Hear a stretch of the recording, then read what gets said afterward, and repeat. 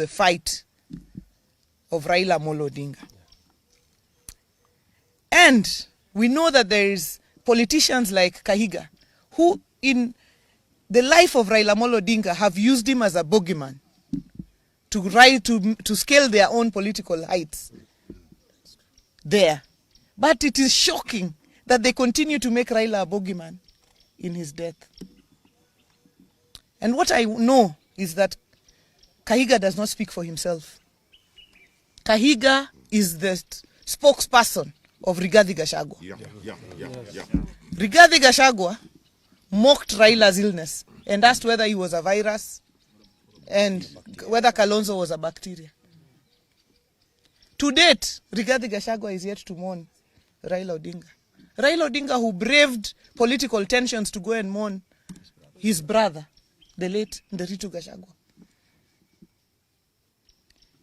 And therefore, we note now that anyone who associates with Gachagua and his ilk, like Kahiga, cannot be our friend. The line is drawn. Any person who associates with Gachagua, Kahiga, they cannot be our friends. Whether they are in our party or outside our party. Kahiga has drawn the line. To mock, he has crossed the Rubicon. We have crossed that line now. To mock Raila Odinga in his death, to mock him in his life, we could respond. But to mock him in his death, any person who associates with Gachagua, with Kahiga, with that lot, can never, ever be our friend. Because the principle is, the enemy, the friend of your enemy is your enemy. This morning at 9 o'clock, we have a meeting of the Council of Governors.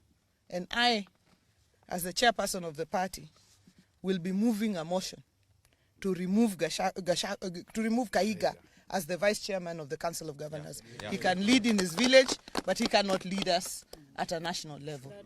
I want to ask my colleagues, Anthony and Jared and the leadership of the Assembly, if they have something to add. Ladies and gentlemen, we are shocked beyond words by the reckless statements as advanced by Kahiga. We all know that he revels in death because he's a beneficiary of death. Without the death of Dr. Gakuru, Kahiga would be nobody and would be nothing. So anything touching on death, he seems to take great pleasure out of.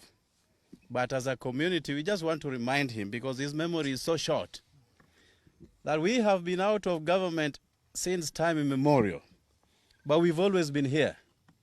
The only government that has given us full recognition is this of President William Samoei Ruto. And as my chair has ably said, the line has been drawn.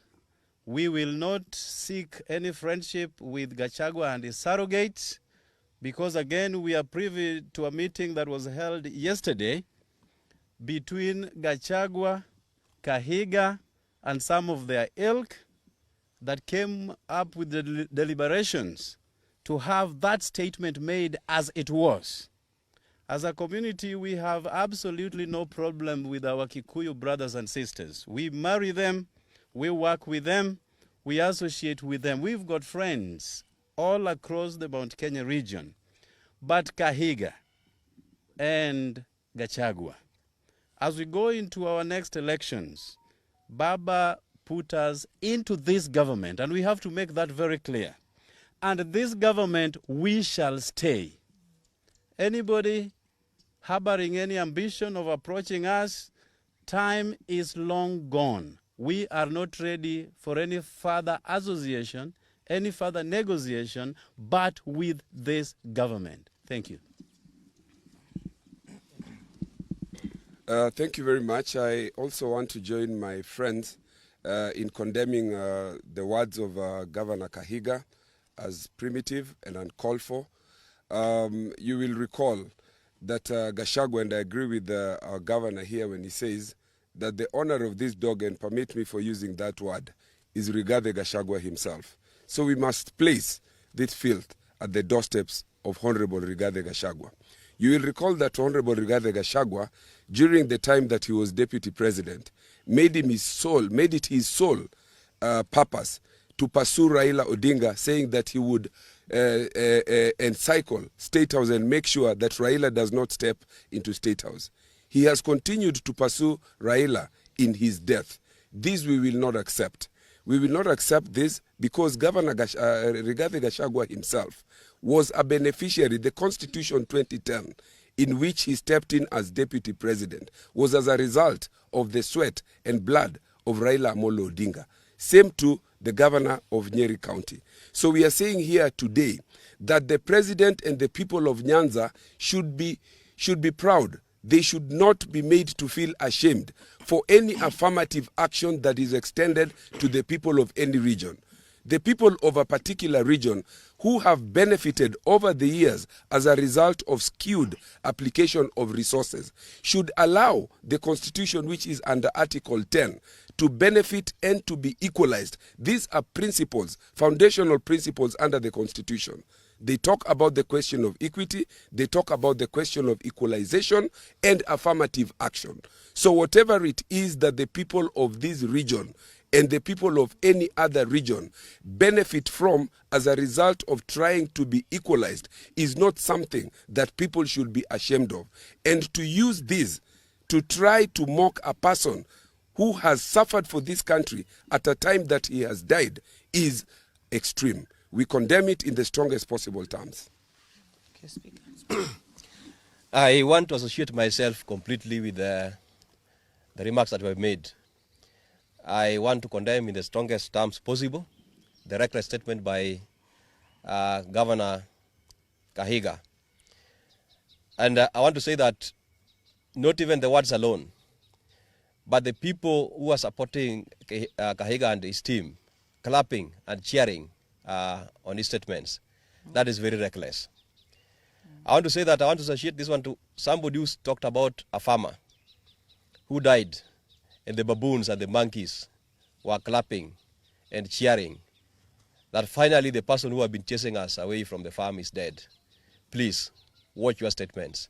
Very soon you will understand that the same farmer that you are cheering that is dead is the person who prepared or planted the crops that you are going to benefit from.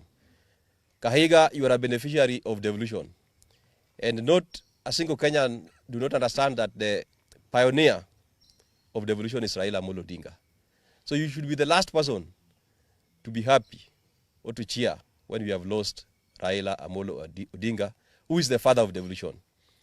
I call upon our friends in Mount Kenya, please, desist from associating yourselves with the likes of Gachagua and the likes of Kahiga.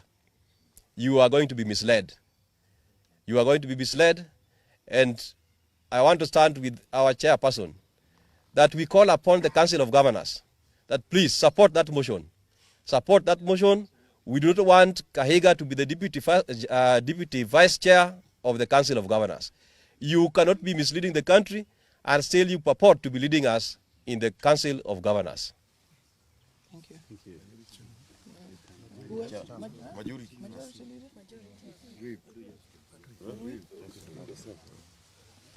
Thank you very much, Your Excellency and members of the press.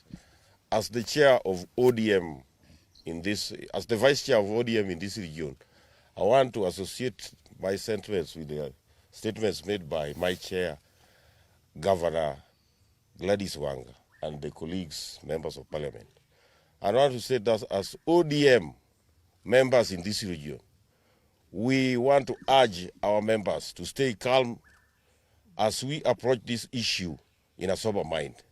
We heard yesterday that Gachagua and his team were supposed to pay homage to the home of Raila Amolo Odinga. We urge Gachagua, never, don't step in Bondo. Don't step in Bondo, as your statements are not very, very friendly to us as ODM. Otherwise, I urge our members to stay calm as we approach this issue in a sober mind. Otherwise, thank you very much. Question?